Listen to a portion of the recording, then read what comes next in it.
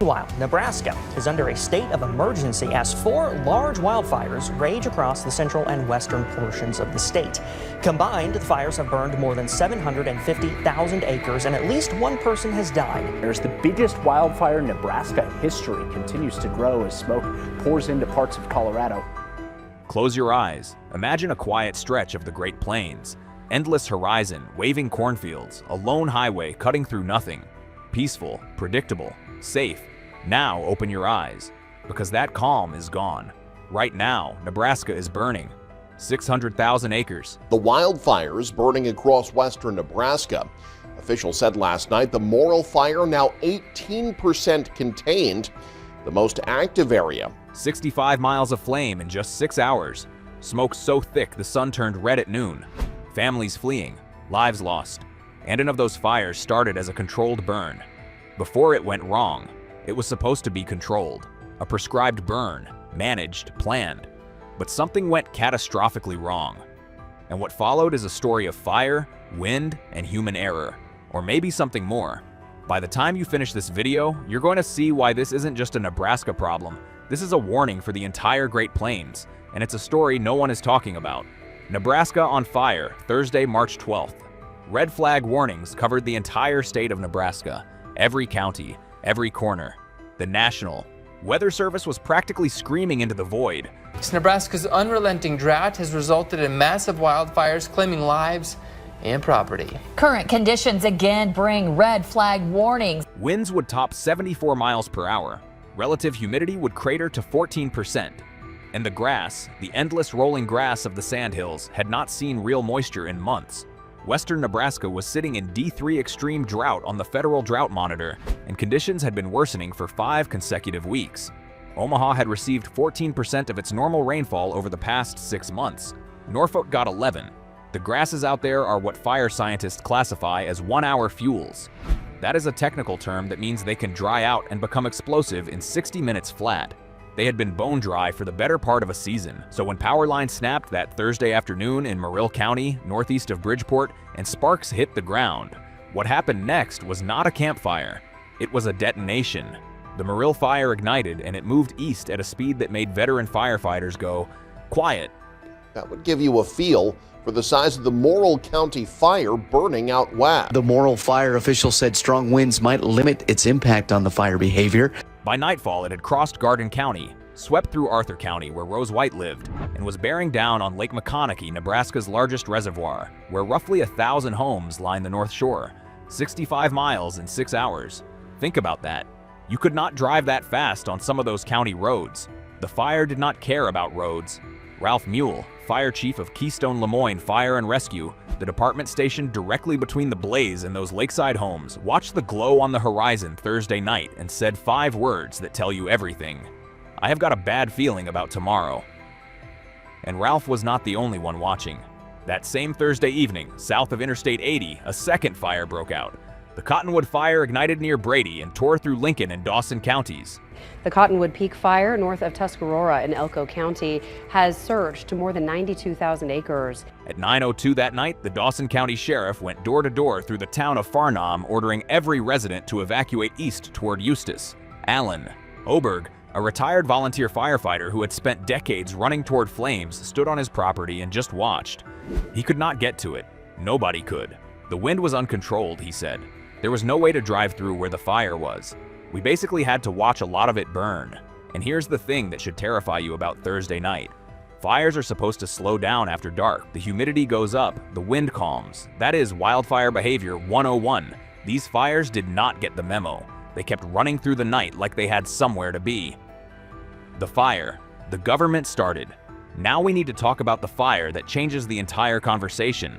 Because while the Morrill fire and the Cottonwood fire were born from broken infrastructure meeting impossible weather, the third fire was something else entirely.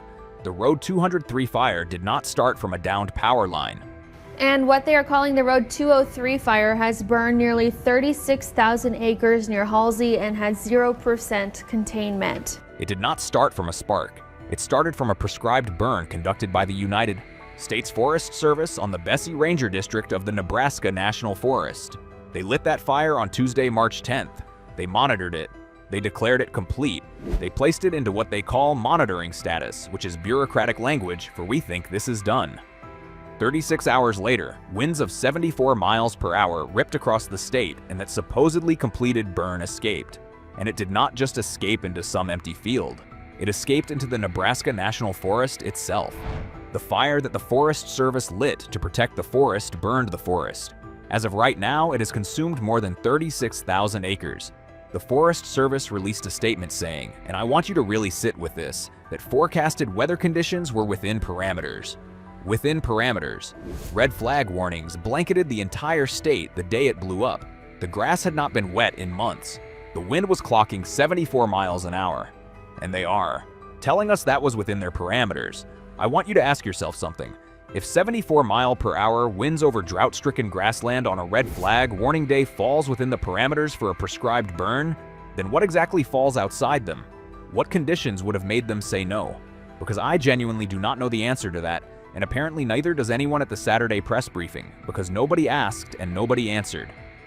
And if that question sounds familiar to you, it should, because we have been here before.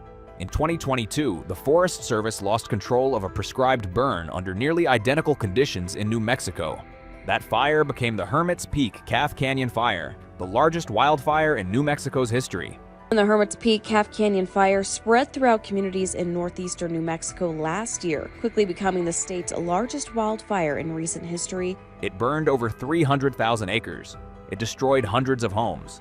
And it cost the federal government $4.5 billion in settlements plus another $900 million in direct costs. $5 billion. And the investigation afterward found exactly what you think it found. The burn should never have been lit. The conditions were too dangerous. The monitoring was inadequate. The agency failed. So here we are again. Different state. Same agency. Same pattern. Same silence. No investigation has been announced for the Road 203 fire. No apology has been issued. And the agency that is supposed to be coordinating the federal response to the Nebraska wildfires is the same agency that started one of them. Let that sink in for a moment. The people in the path here. There is a family sitting in a truck right now with a garbage bag full of clothes and a dog in the back seat and absolutely no idea if the house they left 3 hours ago is still standing. There's a kid asking when they get to go home and a parent who does not have an answer. That is what 600,000 acres actually looks like when you stop measuring it from a satellite and start measuring it from the ground. 30,000 cattle have been displaced in the middle of calving season. And if you did not grow up around ranching, that phrase might slide right past you. So let me paint the picture. Calving season is the stretch of weeks in early spring when ranchers are up at 2, 3 in the morning, walking the pastures with a flashlight, checking on pregnant cows, pulling calves that are coming breech, wrapping newborns in blankets and carrying them into heated barns when the temperature drops below freezing. It is backbreaking. It is sleepless. And it is the single most financially critical window of the entire year. Because every calf that survives is income, and every calf that does not is a loss you feel for 12 months. Now imagine that in the middle of all of that, fire comes roaring across your pasture at 60 miles an hour. It burns the grass your herd needs to eat. It melts the fencing that keeps them contained. It scatters terrified cattle across miles of charred, smoking ground where there is nothing left to graze and no way to find them all. Some of those animals are pregnant, some of them just gave birth, and some of them did not make it out either. We saw the same devastation during the 2017 Starbuck fire in Kansas. Explosive wildfires that are tearing through Kansas, Oklahoma, Texas, and Colorado. When ranchers lost entire herds in a single afternoon, and the agricultural losses ran into the hundreds of millions. The images from that disaster. Cattle standing on blackened earth with nothing around them but ash and fence wire. Those images haunted the plains for years. And what is happening in Nebraska right now is worse. The scale is bigger, the drought is deeper, and the timing could not be more cruel. Drought has driven prices through the roof across the entire region, and suddenly every rancher in western Nebraska needs it at once. Nordhausen described the entire situation in 4 words. It is just horrible. Hundreds of thousands of acres of rangeland and fencing have been destroyed, and that is not just property damage you can file a claim on and move forward. That is generational livelihood. Some of these ranches have been in the same family for 100 years. Great-grandparents broke that ground. Grandparents built the fences, parents maintained them, and in one afternoon it is gone. You do not rebuild that with an insurance check. You rebuild it with your hands, over years, fence post by fence post, if you can rebuild it at all. And some families will not be able to. That is the quiet part of this disaster that nobody wants to say out loud. Some of these operations were already running on razor-thin margins before the fire. Drought had already squeezed them. Feed costs had already stretched them. And this is the thing that breaks them. In North Platte on Friday afternoon, while the smoke was still thick enough to taste, volunteers from the Red Cross opened cots and laid out blankets at the recreation center.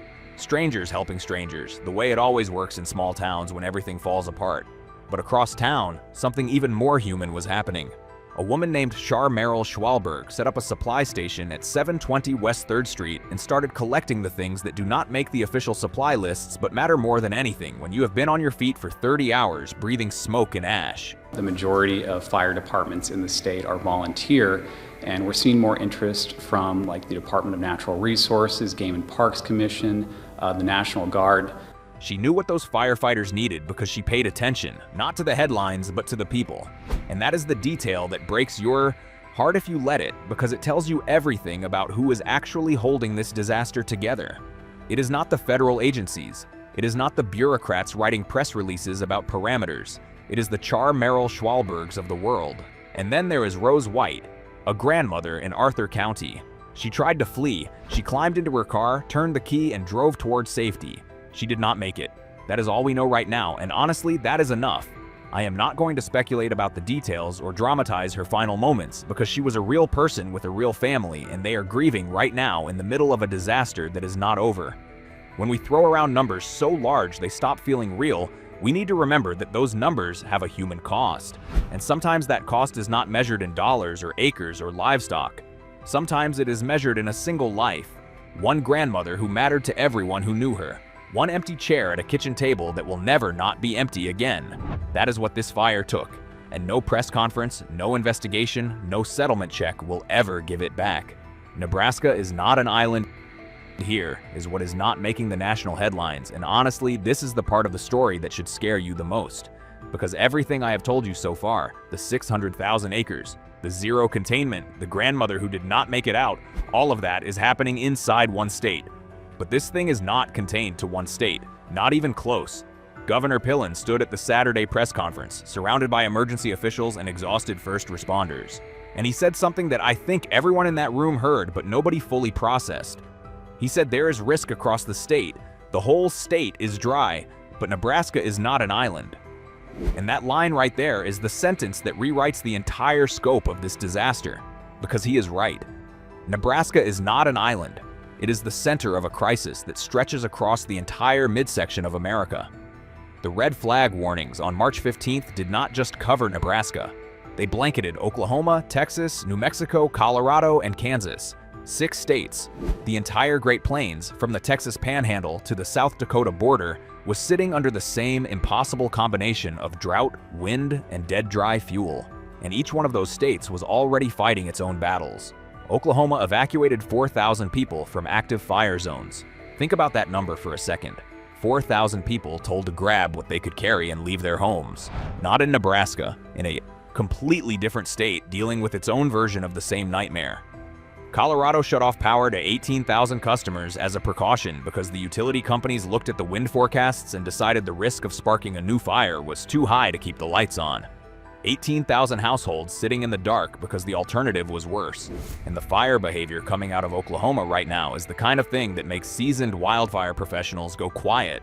Their rangeland fuels are generating headfire spread rates of 400 to 550 feet per minute with flame lengths exceeding 22 feet.